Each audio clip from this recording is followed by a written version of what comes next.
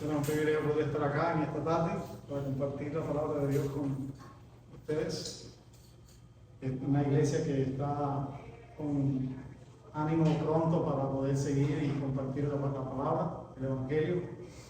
Saben, quisiera orar primero. Padre, te damos gracias por tu presencia en medio nuestro. Gracias por Jesucristo, porque por Él es que somos tu pueblo, somos tus hijos.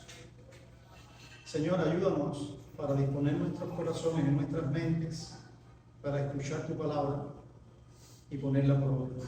Usa al débil instrumento humano en tus manos, Señor. Permite que tu Espíritu guíe mis palabras y que sencillamente sea tu palabra la que salga de mis labios. En el nombre de Jesús. Amén. Saben, mis hermanos, lo que las águilas adultas hacen para que sus polluelos, cuando llegue el tiempo de volar, vuelen. Los que estudian el comportamiento de las aves dicen que lo que hacen las águilas adultas para que sus polluelos puedan volar es que los toman por el pico y los dejan caer al vacío.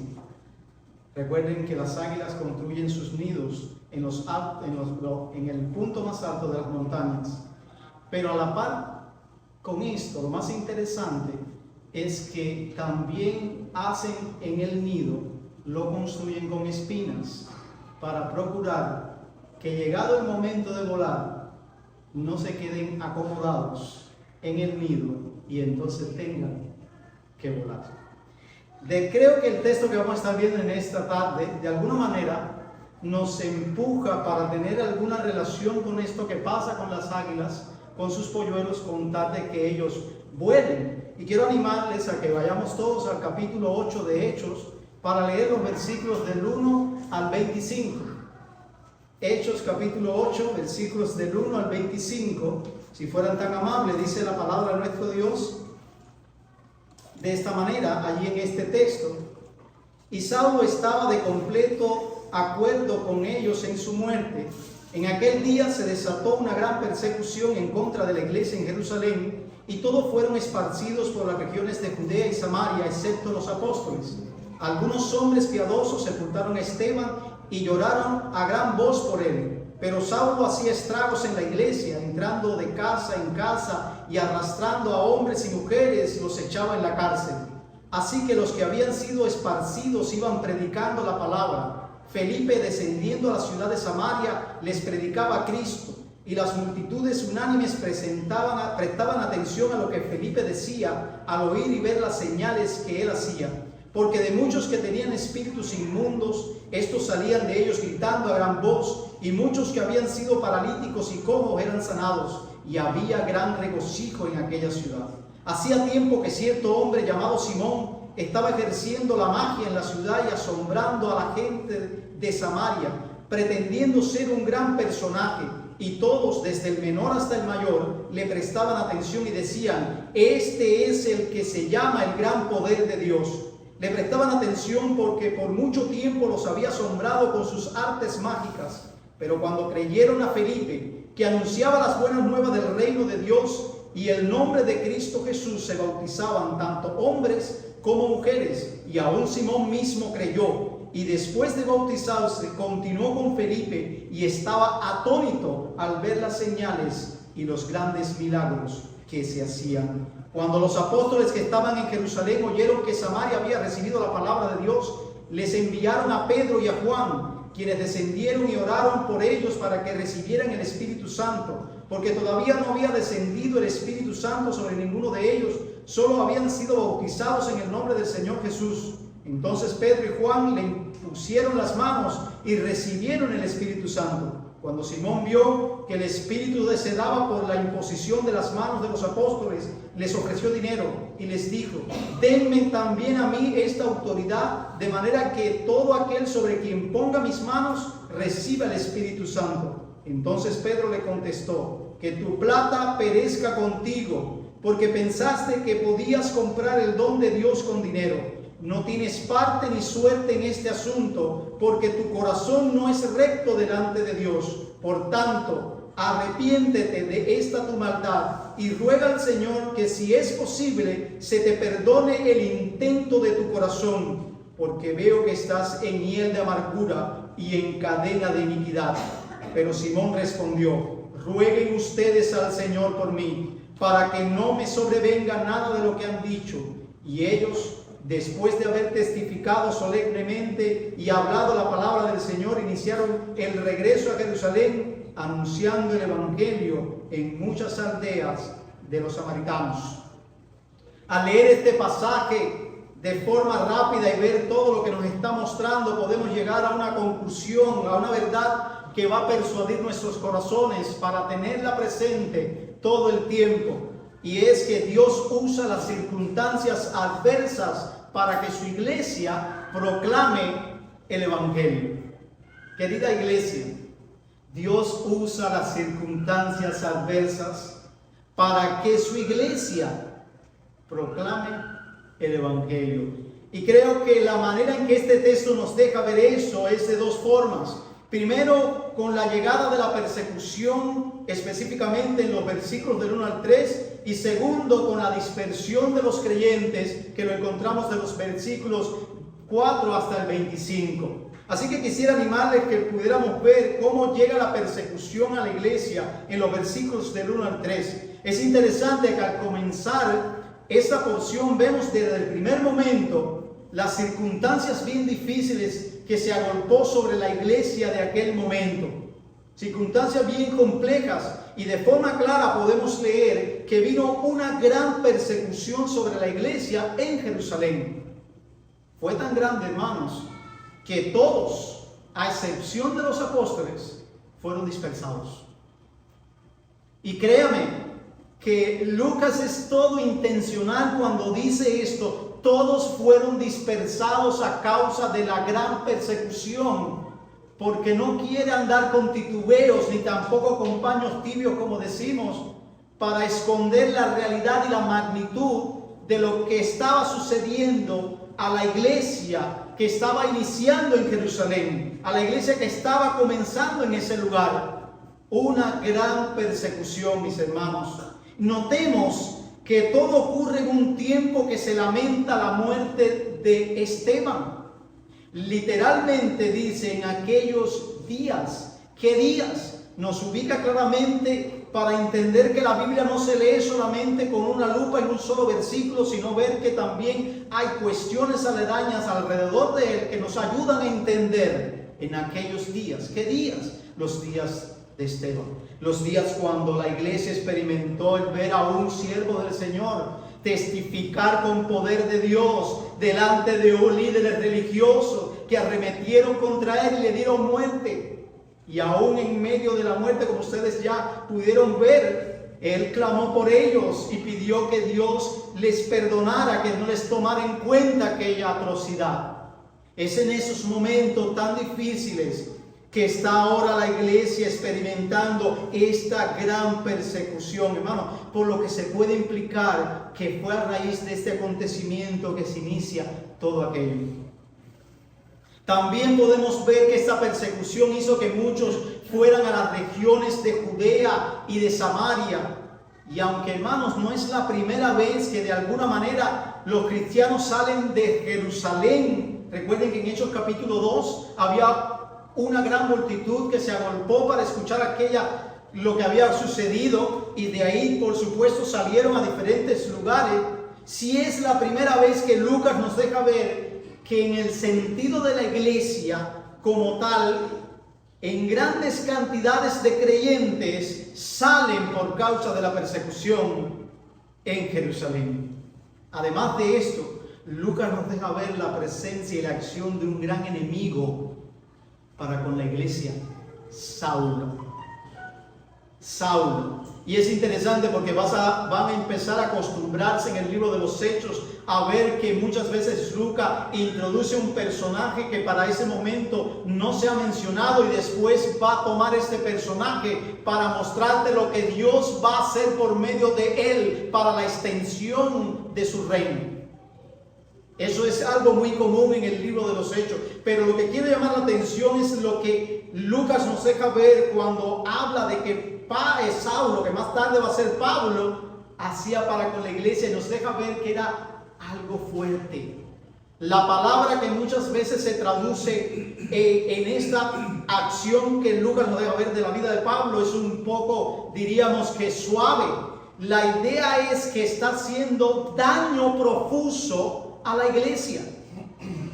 Y eso no tiene nada que ver con cuestiones teológicas, como si la iglesia va a ser detenida, porque muchas veces empezamos a pensar de que si va a destruir la iglesia, y nos acordamos de la palabra de Jesús, que ni las puertas del infierno podrían detenerla. Eso no es el sentido. El sentido de Lucas es ver cuán grande y cuán profusa y cuán fuerte es la acción de Saulo de entrar, y especifica el pasaje diciéndonos que entraba de casa en casa. Si pudiéramos pensar, Saulo era el primer testigo de Jehová, pero no para predicar el evangelio, sino para hacer daño a la iglesia. Entraba de casa en casa y arrastraba, sacaba a la gente y los ponía en la cárcel. Hermano, todo esto es para mostrarnos la magnitud de la llegada de esta persecución. La cuestión es que la iglesia está siendo perseguida de forma fuerte. Los creyentes, a excepción de los apóstoles, están saliendo de Jerusalén y están yendo a Judea, a Samaria, están huyendo por sus vidas. Matarnos, torturarnos, condenarnos, molernos en polvo. Tu injusticia es la prueba de que somos inocentes, escribió Tertuliano en una famosa fracción de su apología, y agregó: cuanto más a menudo somos cortados por ti, más crecemos en número. La sangre de los cristianos es semilla. Es semilla. Como iglesia, debemos considerar la persecución como algo que puede llegar en cualquier momento, bajo cualquier circunstancia y por medio de cualquier instrumento. La iglesia que hoy ha comenzado aquí, cuando digo hoy, en todo este tiempo, tiene que tener en perspectiva la persecución. Puede llegar en cualquier momento. Puede llegar bajo cualquier circunstancia y puede ser bajo cualquier instrumento.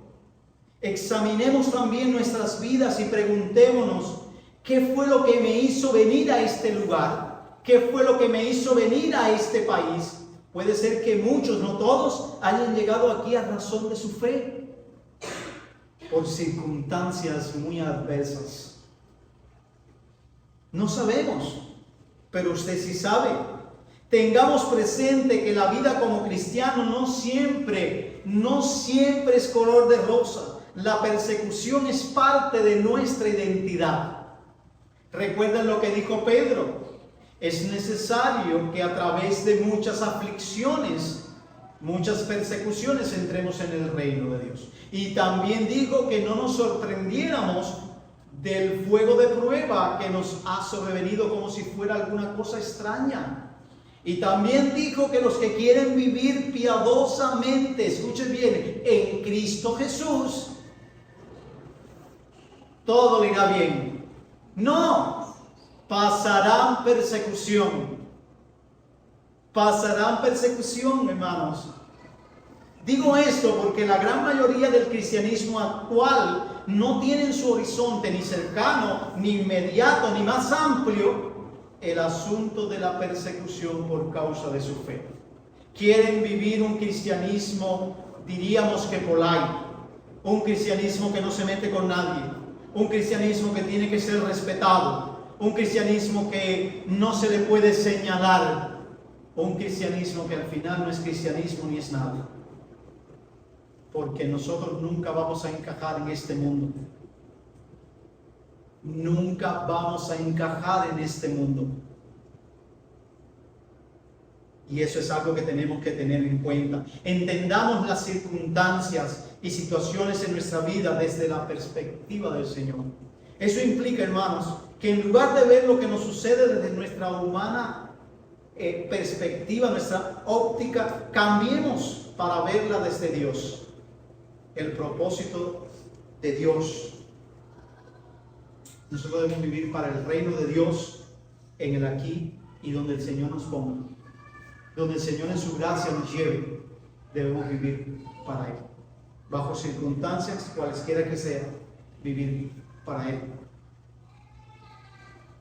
Lo segundo que nos deja ver este pasaje no solamente es la persecución, sino la dispersión de los creyentes. ¿Qué hacen ellos cuando son dispersos?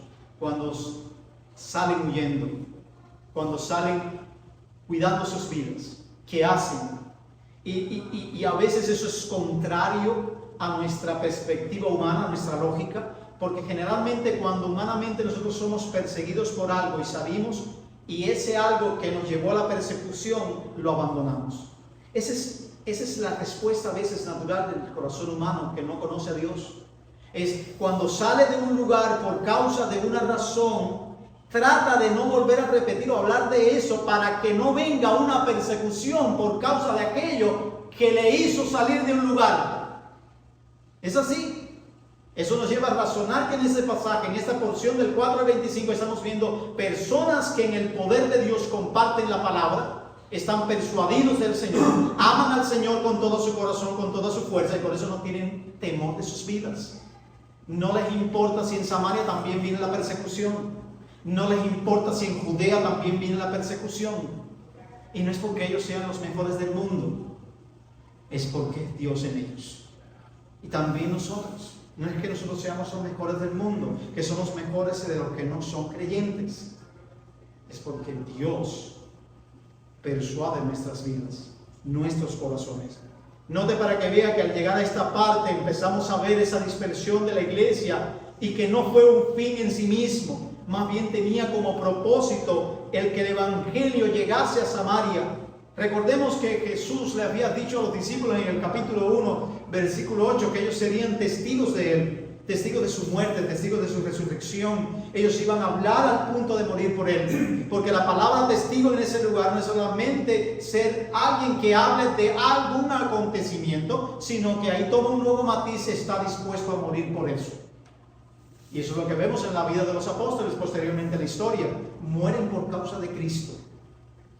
Entonces, ahora estamos viendo que ellos están llegando a Samaria. De alguna manera está cumpliéndose lo que Dios le había encomendado a ellos, de llegar también a Samaria, a Judea y también hasta lo último de la tierra. Vemos que eso nos refleja algo de quién es nuestro Dios y de que son sus propósitos, no los nuestros, que son sus planes, no los nuestros. ¿Y saben qué? Les digo un secreto, los va a llevar a cabo, quieras tú o no. Así que más vale para nuestra vida que nos alineemos al plan de Dios. Porque nosotros somos útiles en las manos de Dios. Pero si tú y yo no vivimos la voluntad de Dios, Dios usará a alguien más. Así es, hermanos. Así que los que habían sido esparcidos, empieza el verso 4, el texto nos informa que esos que habían sido esparcidos fueron movidos por causa de esa persecución y empezaron a proclamar el evangelio. Empezaron a hablar el evangelio todo. No se quedaron callados, no se quedaron con el mensaje para ellos, no se quedaron con el mensaje para vivir como algo cómodo en su vida, sino que fueron a hablarle a todos. Y vamos a ver quiénes lo hicieron. Lo primero que Lucas nos deja ver fue Felipe. ¿Recuerdan quién fue Felipe? Felipe es alguien que ha sido escogido por el Señor, es alguien que tiene el Espíritu de Dios, es alguien que es movido por Dios mismo para predicar su palabra.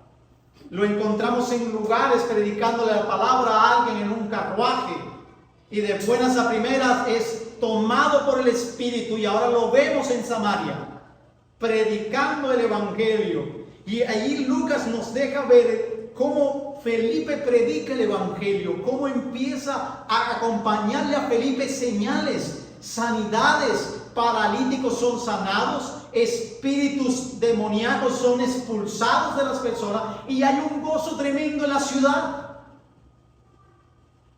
Es la obra del Evangelio en manos de este hombre de Dios que está predicando en el poder de Dios la palabra de Dios, el Evangelio. Y literalmente está anunciando las buenas nuevas de Cristo.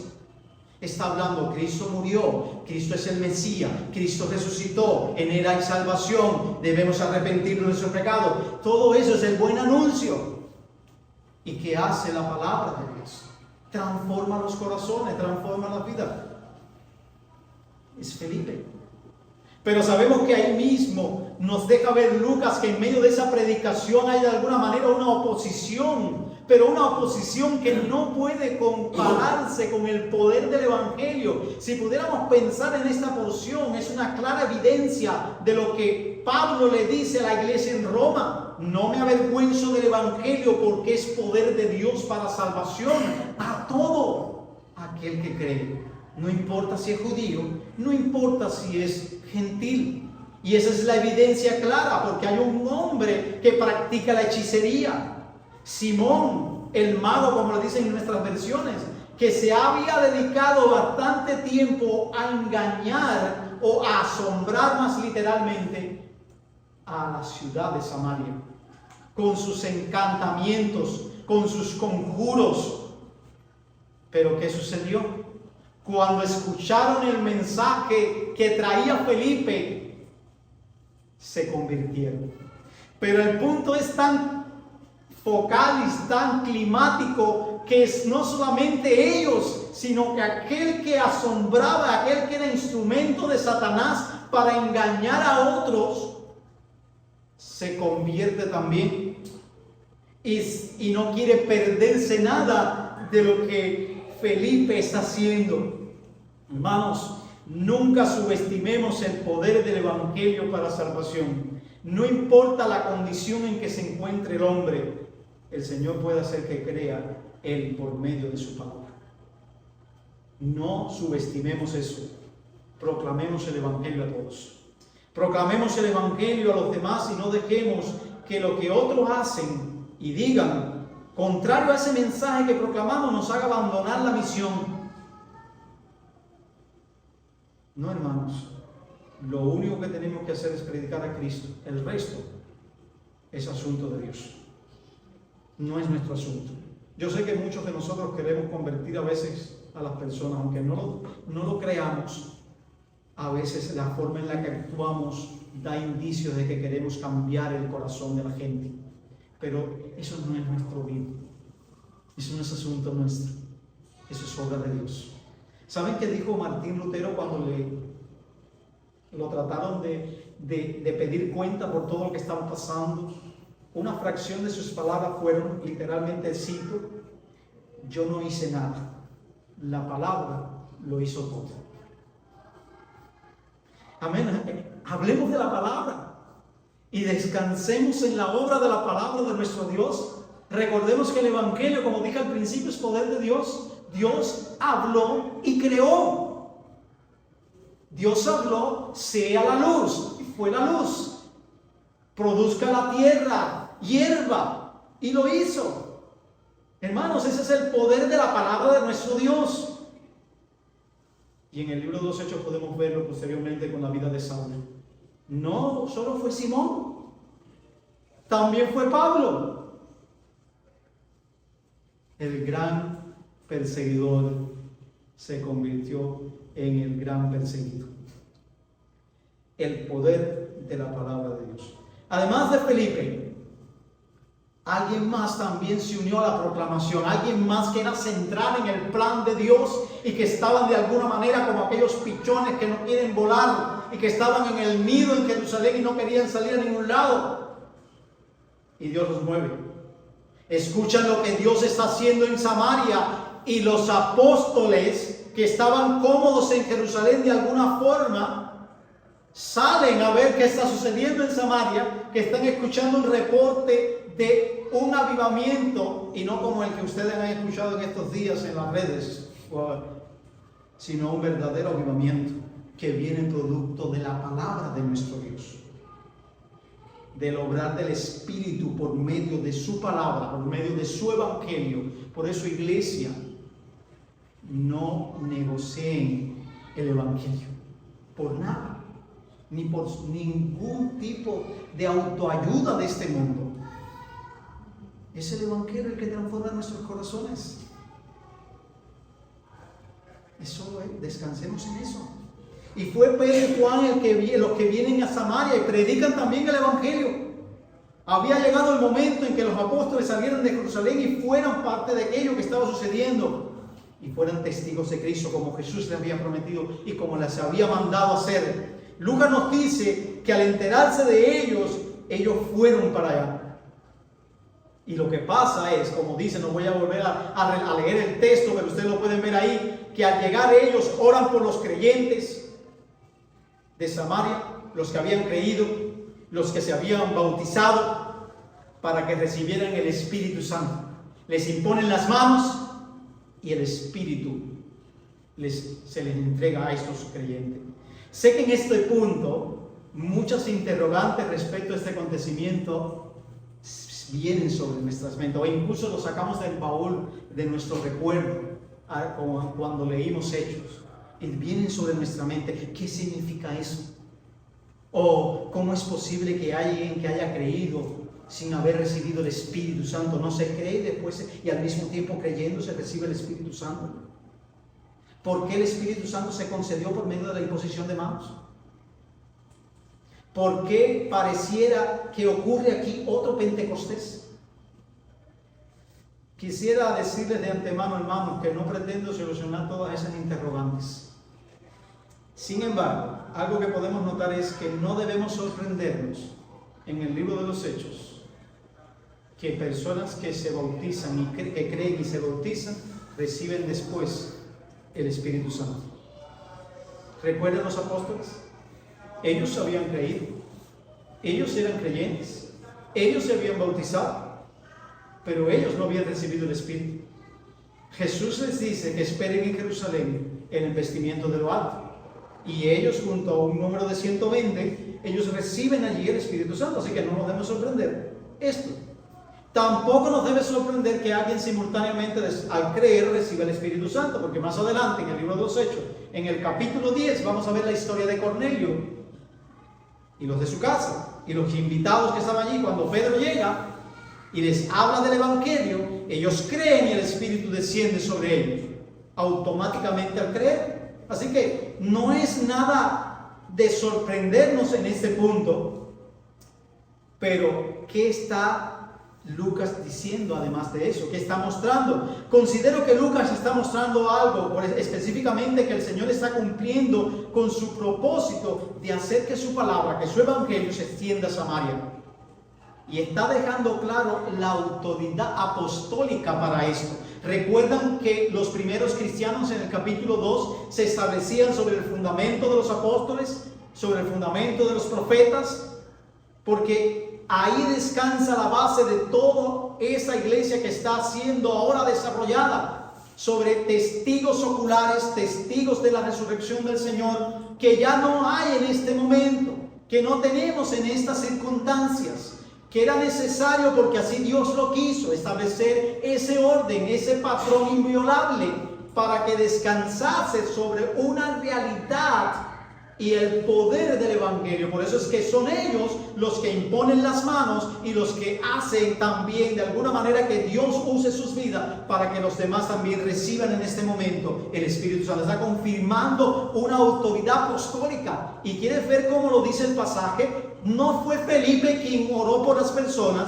no fue Felipe quien le puso las manos encima a sus creyentes, fueron los apóstoles.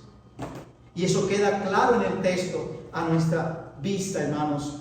Hermanos, todo esto es algo que se había propuesto llevar a cabo Dios. Dios le había dicho a Abraham: en tu simiente serían benditas todas las familias de la tierra. En Abraham Dios había ya de antemano puesto en marcha lo que Él quería hacer en la redención. Esa simiente sabemos que fue formándose a través con un pueblo, pero específicamente en la persona de Cristo, como Pablo también dice que es la simiente, porque habla de una, que es Cristo, es donde converge todas estas cosas para a partir de ahí poder bendecir a las familias de la tierra. Y lo que está sucediendo en Hechos es el caminar hacia ese propósito de bendición en Cristo. Estos creyentes de Samaria ahora han creído en Cristo, han sido bautizados en Cristo, tienen el Espíritu Santo, por lo tanto han sido bendecidos. Han reunido una familia, un pueblo, y eso es lo que está haciendo Dios con su palabra y usando a estos creyentes, a esta iglesia de Hechos.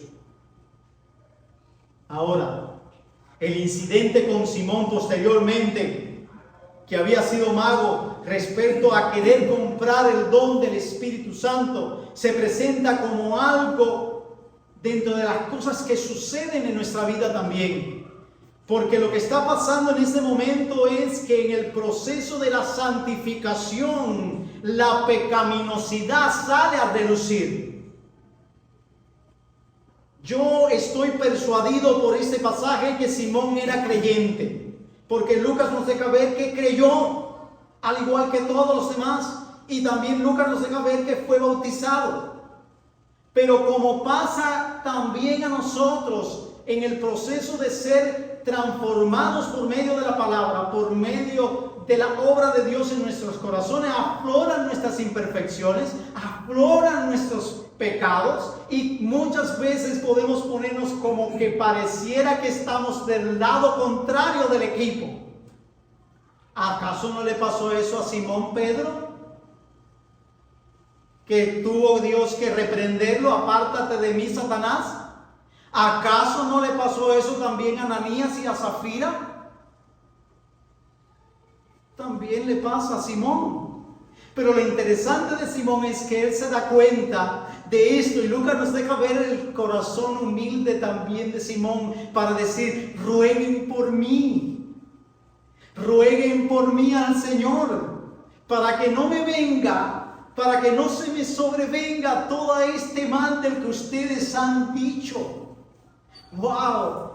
¡Qué clase lección para nuestras vidas cuando tratamos de, en nuestro proceso de ser mejores creyentes, pecamos!